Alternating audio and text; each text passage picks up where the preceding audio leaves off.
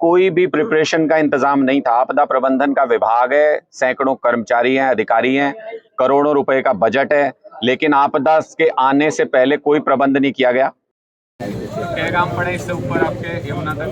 ये यमुना तक पड़ते हैं जी। नगड़ी, सैयद छपरा, जप्ती छपरा, नबियाबाद, नगड़ी, कमालपुर, इधर गलकोली और ये 12-15 गांव। हाँ 12-15 सारे में पानी आ रहा है। सारे हमारे बल्कि है ना, मोस्टली होता था उन गाँव में पानी आता था और वहीं से वही होता था। अब की बार पानी इतना पीछे से इतना रहा तो तोड़ दिया ना पानी, इस वजह से इन गाँव में आसपास के यहाँ तो नदी से बह गई।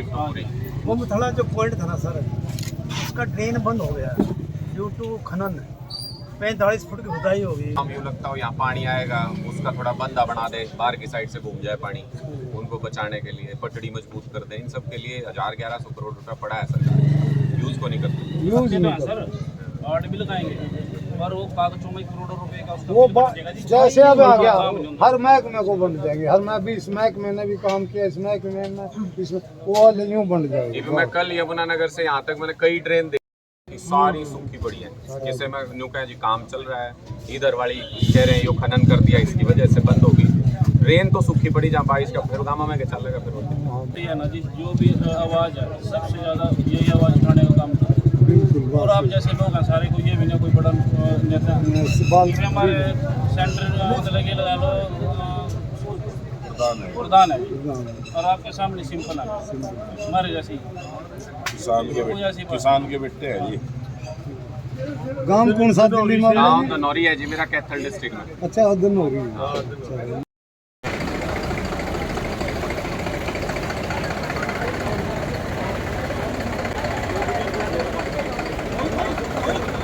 पीछे करवाओ ना।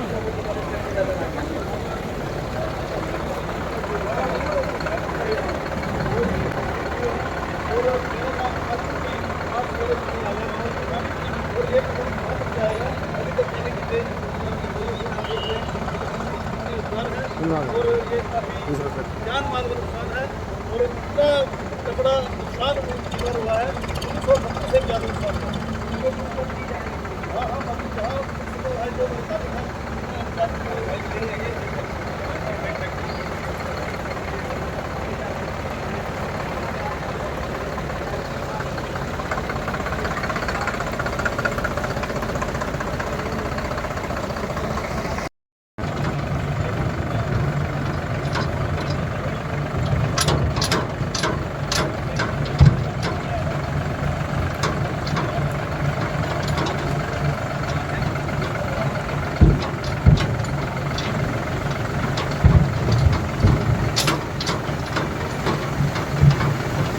अभी यहाँ बुजुर्गों से बात भी कर रहे थे और जिस रास्ते से आए हैं, ज्यादातर गांव में अब रास्ते टूटने शुरू हो गए हैं।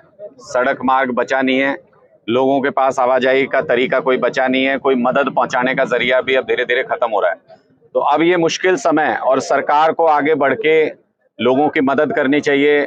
आम आदमी पार्टी ने भी अपने सब कार्यकर्ताओं को पूरे हरियाणा में ये कहा है, जो जैसे जहां पे भी मदद कर सके किसी भी मजबूर व्यक्ति की, किसी भी जरूरतमंद व्यक्ति की, उसको वहां पूरी ताकत से मदद करनी चाहिए।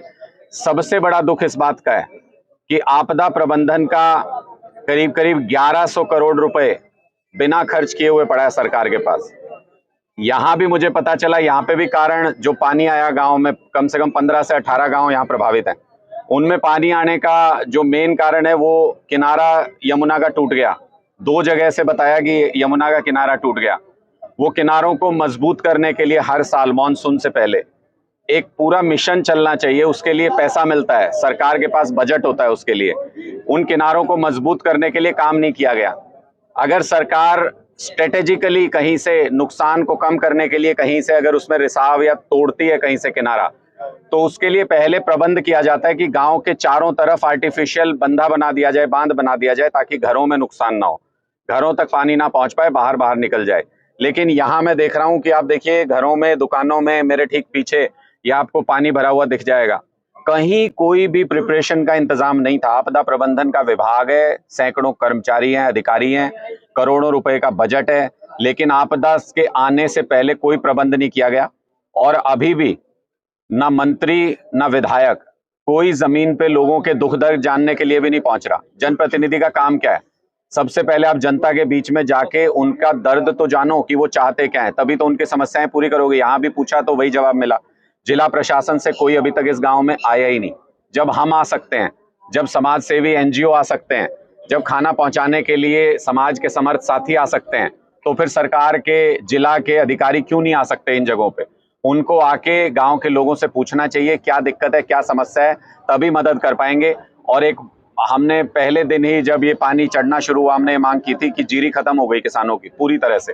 ये फसल मुझे नहीं लगता कि अब दोबारा लगेगी भी, क्योंकि प्योद की भी कमी पड़ जाएगी और पानी इतनी जल्दी उतरने वाला नहीं जिस स्तर पे पानी चढ़ा हुआ है।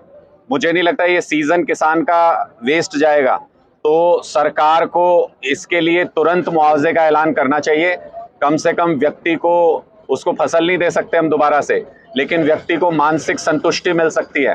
फाइनेंशियली किसान कर्जा उठा उठा के अपनी फसल लगाता है, अगर उसको ये संतुष्टि हो कि मुआवजा मिलेगा तो कम से कम मानसिक रूप से कोई व्यक्ति शांत रह सकता है। इसलिए मेरी सरकार से विनती है, सरकार से रिक्वेस्ट है और मांग भी है कि तुरंत प्रभाव से जिनके घरों को नुकसान हुआ, जिनके खेतों में पानी भर गया, उनको तुरंत प्रभाव से मुआवजे का ऐलान करना चाहिए। जो पीड़ित परिवार हैं, कई लोगों को चोट लगी है, कईयों के मकान ध्वस्त हो गए, कई जिंदगियां चली गई, उन सभी के लिए भी उचित मुआवजे का बंदोबस्त सरकार को तुरंत करना चाहिए। यदि पूरे हरियाणा की बात करें, सभी जगह यही स्थिति बनी हुई है। देखिए, कम से कम भी 7 से 8 डिस्ट्रिक्ट ऐसे हैं जहां पे ये बाढ़ जैसी स्थिति बनी हुई है और बहुत ज्यादा नुकसान हो रहा है। मुझे लगता है ये एक लार्ज स्केल पे एक आपदा आई है और सरकार को इससे मुस्तैदी से निपटना चाहिए। ये इंतजार नहीं करना चाहिए कि पानी अपने आप आके निकल जाएगा, उसके बाद हम ताली बजा करके अपनी पीठ थपथपाएंगे कि सरकार ने कुछ किया है। सरकार को तुरंत हरकत में आना चाहिए और अपने विधायकों, मंत्रियों को, अफसरों को सड़क पे उतार के गांव में भेज के उनसे तुरंत मदद करवानी चाहिए। लोगों की जैसी भी मदद की जरूरत है, कहीं लोगों को पानी की जरूरत है, कहीं खाने की जरूरत हो सकती है, कहीं किसी और चीज की जरूरत हो सकती है, तो उन सारी चीजों का बंदोबस्त सरकार को कराना चाहिए। और सबसे बड़ी बात, कल मैंने यमुनानगर में भी यही बात कही थी। हम यमुना के किनारे गए थे, वहां पर बेलगढ़ डैम को देखने के लिए। वहां पे बेलगढ़ का जो बंधा है, वहां पर भी यही स्थिति है। 60-60, 70-70 फुट तक खनन कर दिया है, जो कि अवैध है। ये अवैध खनन के, और यहाँ पे भी आप देखेंगे यमुना के किनारों पे, इस एरिया में भी खनन होता है और अवैध खनन होता है। बहुत गहराई तक खनन करते हैं, जिसकी वजह से जो बारिश का पानी निकालने के लिए जो ड्रेन बनाए गए हैं, आप कहीं जाके देख लो, जो बारिश का पानी निकालने के लिए ड्रेन बने वो तो सूखे हैं, उनमें पानी नहीं चल रहा और किसानों के खेतों में से पानी चल रहा है। ये साफ दिखाता है कि सरकार ने, ये प्राकृतिक आपदा होने से ज्यादा कृत्रिम आपदा बन गई है। सरकार की नाकामी की वजह से ये आपदा बड़ी बन गई है। अगर ये सारे बारिश में इस्तेमाल होने वाले ड्रेन, जितने बरसाती नाले जिनको हम कहते हैं, अगर ये सारे दुरुस्त होते और इनमें पानी जाने की व्यवस्था ठीक होती तो काफी हद तक इस सिचुएशन को टाला जा सकता था। लेकिन सरकार इसमें पूरी तरह से नाकाम रही। अब जो बचा खुचा सरकार का कर्तव्य है वो कम से कम पूरा कर सकते हैं। जो फंसे हुए लोग हैं उनको राहत पहुंचा सकते हैं। वही बता रहा हूं कि कुछ तो ये प्राकृतिक आपदा है, लेकिन उसको कई गुना बढ़ा दिया है, कृत्रिम आपदा बना दिया सरकार ने इसको।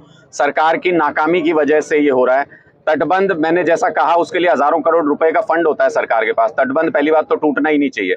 आप पूरी यमुना के किनारे किनारे अगर तटबंध को मजबूत कर देंगे और हर मानसून से पहले कर देंगे, ये तो आपको पता था मानसून में कभी भी ऐसे हालात हो सकते हैं, तो फिर तटबंध नहीं टूटते। अगर सरकार ने कहीं पर किसी आपदा को टालने के लिए ऐसा व्यवस्था की है, कहीं पर किनारे को तोड़ा है, तो फिर सरकार को पहले बंदोबस्त करना चाहिए। जिन गांव में वो पानी जाएगा उन सारे गांवों को बचाने का बंदोबस्त करना चाहिए। तो ऐसी स्थिति में ये कृत्रिम आपदा ज्यादा नजर आती है। प्राकृतिक आपदा तो मानसून तो हर साल आता है, इस बार थोड़ा ज्यादा पानी आ गया, लेकिन उससे निपटने के इंतजाम सरकार के बिल्कुल भी तैयारी नहीं थी। सो रही थी सरकार। आप ये कह सकते हैं कि सोते सोते पकड़ी गई सरकार। पानी आ गया एकदम से और घर में घुस गया और सरकार को खबर नहीं लगी क्योंकि सरकार सो रही थी। अब ये पानी दिल्ली पहुंचने वाला है, तो वहाँ सरकार आपकी है। तो देखिए, दिल्ली में भी यही स्थिति है और दिल्ली में कई फुट पानी, क्योंकि 208 मीटर के ऊपर बह रही है यमुना का जल स्तर जो है वो अनप्रेसिडेंटेड है। ऐसा कभी इतिहास में दिल्ली में बहुत ही कम हुआ है। 70 के दशक में कभी हुआ होगा।